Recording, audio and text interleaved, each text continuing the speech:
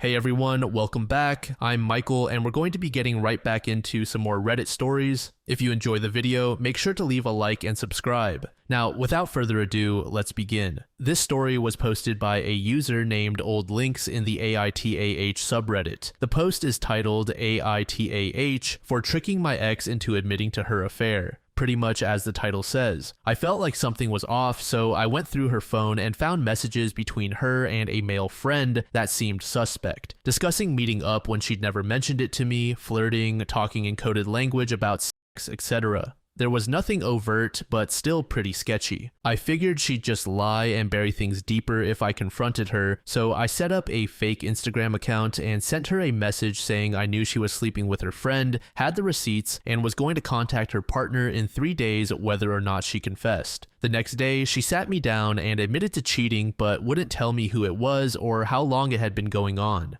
She was sorry, she loved me, and wanted to make things work. It meant nothing. I told her that I already knew and that it was me who had sent her the message. My ex lost it, and I had to leave the apartment and go stay with a friend to get away from her. She was gone along with most of her clothes when I came back the next day. She'd completely trashed the place while I was gone. This all happened a few weeks ago, and it has been pretty tough ever since. It sucked having to find a new place to live and separating our stuff while dealing with feeling like shit. To make it worse, I'd met the guy several times, shaken his hand, bought him a drink, thought he was harmless, etc. Mostly, I feel like an idiot for having trusted her. I've never cheated on anyone, and I assumed my ex was cut from the same cloth. My ex is adamant that I'm an asshole for what I did to her, but I don't really feel like I owe her anything. User Danger Dog said NTA. This is just another example of the twisted logic that shitty people often use. She is angry because she wanted to dictate when and if the relationship came to an end. She also felt that it was her right to hide her transgressions. You took away her fundamental right of lying to her partner. User Lengthiness Mammoth said NTA. You did what you had to do to get the truth. She's pissed because she got caught. She's trash and you're better off without her. It's amazing how cheaters can completely betray someone they claim to love, and then try to turn everything back on the victim. The very next day, OP provided us with an update. So I think my original post must have been shared on Facebook or something because my phone has been blowing up. It's mostly mutual friends and acquaintances asking if I posted it. I told a few people about how I'd caught her cheating, and I guess it wasn't hard to put 2 and 2 together. My ex also tried to call me about 100 times. I know she knows my throwaway username because she sent me a screenshot of the post along with a long abusive message threatening all sorts of things. I blocked her everywhere after that. I want to clear a few things up. Going through her phone was wrong. I get that. To be honest, it's the first time I've ever done anything like that in a relationship, and it was only because there were so many things that gave me bad vibes. Late nights out with vague explanations, being caught in various lies, sleeping with her phone under her pillow or leaving it face down on the charger, etc. I left the apartment because my ex has a history of violent histrionics when she doesn't get her way. I didn't want to put myself in a compromising situation where she could either hurt me or make up stories about me hurting her. I had a bug out bag packed and ready to go before I hit send on the message just in case. She didn't do any real damage to the apartment, just threw my stuff around while having a tantrum. It took a few hours to clear up and nothing valuable was damaged, so I figured it was easier to just let it slide. I had to stay in contact with her while we divided up our joint finances, furniture, and various other stuff accumulated over a 4-year relationship. As of yesterday, that's all done, which is why I waited several weeks to make the initial post. She is now blocked everywhere. Yes, I took the cat with me. We've both been crashing at my friend's place while I look for a new apartment. He's doing great. He was always my pet anyway. My ex tolerated him at best. I told my ex that I was the one who sent the message because I wanted her to know. I suppose I could have played that hand differently, but I wanted the satisfaction of seeing the look on her face when she found out. It didn't feel that great in hindsight. I'd probably go back and do that differently if I could. I wasn't planning on airing her dirty laundry on social media because I wanted to be above that sort of juvenile bullshit, but it seems like the horse has bolted on that now. People know. I don't think there'll be much else to update on after this. I don't intend to ever speak to her again, and I doubt her ugly little man has the backbone to come after me. Jay, I know you're reading this. I hope you also read all the comments in the first post. They were savage. You're disgusting, and I'm so glad I was able to see your true colors before I wasted any more of my life on you. Good luck with the pathetic goblin you chose over me. I don't know if I should feel more sorry for him or for you. In any case, people of your quality deserve to be together. Oh, and A, she's all yours now, buddy. Good luck with that. User Indy50 said, I don't think it's wrong to go through a partner's phone or whatever if it's reasonable to think they're up to no good. I've done it twice. The first after 20 years together and being suspicious for the last 10 of them and sick of wondering, and he was being more blatant. And yes, he was cheating. The second was after several years together and same thing. Yes, he was lying. I might have felt guilty if they were innocent. They weren't. As for posting something on Facebook or telling others in other ways that they cheated, if they're ashamed, they shouldn't have done it. Why should they expect the ones they cheated on to keep their dirty secrets? That said, the mature thing is to not blast it. Sure, tell when it comes up. Why did you guys break up? Cheater cheated. Versus blasting it all over social media for petty revenge. But that's still not as bad as them cheating, but with the caveat of never doing revenge. That's too much, too far. User Significant Dirt said, can we stop with this whole going through their phone was wrong? No, it wasn't wrong. If you do a lot, yes, it's wrong, but one time, because they made you suspicious, it was not wrong. Also, the whole airing dirty laundry thing. In these cases, the first person to tell their side is most likely to be believed. Also, tell your friends and family as early as possible because the vile cheat will do what they do best and lie and manipulate the people around you. You'll be the one that cheated or was abusive or any number of things. Always tell your story first for your safety. After another couple of days, OP gave us another update. Yesterday, while I was out, my ex-girlfriend Jay showed up at my buddy's place with a box of my stuff and asked to see me. He said she looked like shit. He also said she had a fat lip. I have to admit that I almost caved and called her to see if she was okay. I'm glad I didn't. My ex's sister H texted and asked if we could talk. We always got along and I have no issues with Jay's family, so I called her after I got home. We talked for about an hour. She wanted to apologize for her sister's behavior, but she also told me about some of the things that have been happening over the last few weeks. Jay has been staying with her sister since we split, and A, the guy she was sleeping with, has been coming around regularly. They got into a huge fight yesterday, and Jay lost her shit at A. Her sister had to pull her off him, and A's elbow connected with my ex's face while he was trying to get away from her. Turns out he's not single, and his girlfriend found out about Jay. It also turns out that my ex wasn't his only side piece. After H kicked him out, my ex-girlfriend spilled her guts. She's been lying to her family about everything. She told them that I cheated and she broke up with me. H said that my ex had confided in a couple of her friends about the way she got caught out. One of them saw the original post and sent it to her since the details lined up almost exactly. Her friend must have shared the post with other people too, and from there it kind of snowballed. H also said that she's given my ex a week to find somewhere else to stay. So that's it, I guess. User Lunar Lace Alicia said, looks like the truth always finds a way to come out. But hey, at least Jay got a fat lip and A got a dose of karma. And now you know that it wasn't you who screwed up the relationship. Time to move on and find someone who actually deserves you. User Carrie said, I'm glad you did what you did, because now you know if she had been given an ultimatum from someone else, she would have tried to downplay the whole affair. It was only your confession that caused her to reveal her true feelings. And now the cheater was cheated on, and the cheater was used to cheat on someone else. Now she is mad that he is downplaying her affair with him in the same way she tried to do when she was responding to the ultimatum. She is also mad that he cheated, which is what she did to you. User Victory Shaft said, congrats on seeing her true colors. It is a bummer that her poor decisions have landed her on everyone's shit list, but as the saying goes, fuck around and find out. Finding out is never fun. Under this comment, OP said the following, I'm holding on to the anger. There's a part of me that feels sorry for her for so thoroughly f***ing up her life. I used to love her. At the same time, she's trash, and I'm glad that she and her ugly goblin of a lover have wrecked their own shit.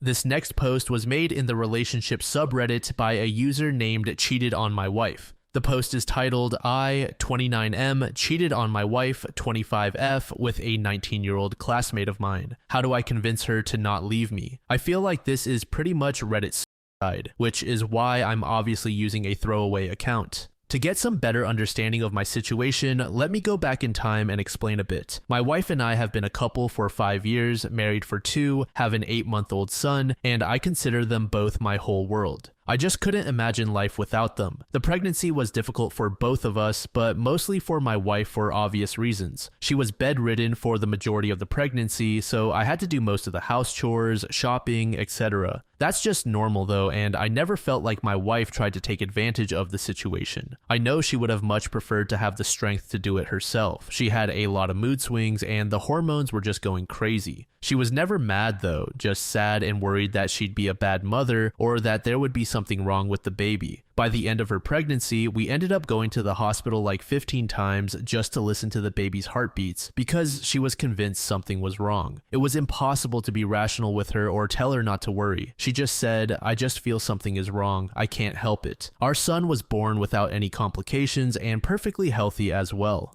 During the pregnancy, we were barely ever intimate aside from snuggling and kissing. She wasn't comfortable with the idea of sex while pregnant, and again, worried that it would have hurt the baby somehow. We had oral sex on occasions, but they were rare and far between. Our situation didn't improve after our son was born either because she was always too exhausted or in too much pain down there. About our living situation. I'm a university student, so my wife is the one who works and provides for our family. From Monday to Thursday, I'm at school while she is home with our son, and Friday to Sunday, she works double shifts each day while I take care of our son. I told my wife a few days ago I was going over to my classmate's house, let's call her Jenny. We had both failed our exam back in May and wanted to prepare for the re-exam our university offered about 2 weeks before the semester starts. I kissed my wife and son goodbye and told her I'd call when I'm on the way home. I'm being completely honest when I say that I had no other intentions in mind when I drove to Jenny's house that day. Now, let me just tell you about Jenny a bit. She is an extremely attractive woman with a very bubbly and flirty personality. The kind of woman who'd drive any man insane, really. She has always been very flirtatious with everyone though, guys and girls, not just me. So I never figured that she had a thing for me, a married man with a kid. I don't want to go into too many details of what happened at her house because honestly, it just feels awkward and wrong to even think about it. But it went from what I perceived as innocent flirting to kissing, stroking each other, and yes, we slept together. What the hell was I thinking? Nothing. I was a dumb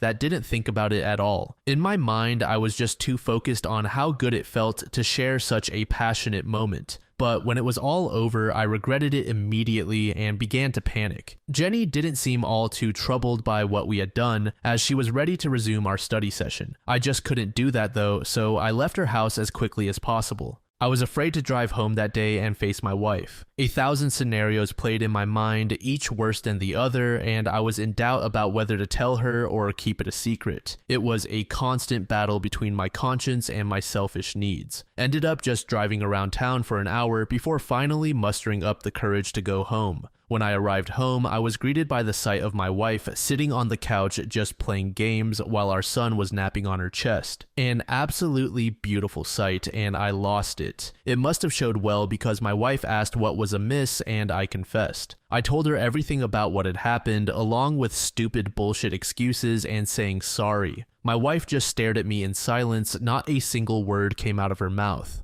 Blank expression, I couldn't tell what she was thinking. I wish she would have just screamed at me in that moment, but instead she got up, put our son in the baby seat, and went to the bedroom to pack a bag faster than humanly possible. I kept asking her, "Where are you going?" But she just ignored me and eventually left the house, got into the car, and drove away. A few minutes later, I received a text message from her that said, "Going to my parents' house." I've tried texting and calling her numerous times, but she won't answer. I messed up big time and I don't know what to do. I know I don't deserve a second chance, but I just can't lose them. How can I convince her something like this will never happen again? How can I make her understand I never meant to hurt her or ruin what we had? TLDR. Cheated on my wife with my classmate Jenny. Wife is at parents' house with our son and won't talk to me. A deleted user said, and I just realized that while your wife is busting her ass working double shifts so you can go to school full time, the whole reason you went to this chick's house was because you both failed an exam. Your wife should have kicked your ass just for that. User 9-inch Pitchfork said, she's working double shifts and looking after a newborn while you are running around failing exams and sleeping with others. I can't imagine why this news made her upset. quote, "Seriously, you sound like a loser, and hopefully she will not give you another chance. In any event, infidelity is like a cancer for a relationship. It will always lurk, and from time to time, it will reappear and put your marriage at risk over and over again until it finally kills you. One way or another, it is all over, OP." Another deleted user said, "You are a grown-ass man. You are nearly 30 years old. You're still in school with your wife working double shifts to support you, and you're failing. You slept with a teenager on a whim.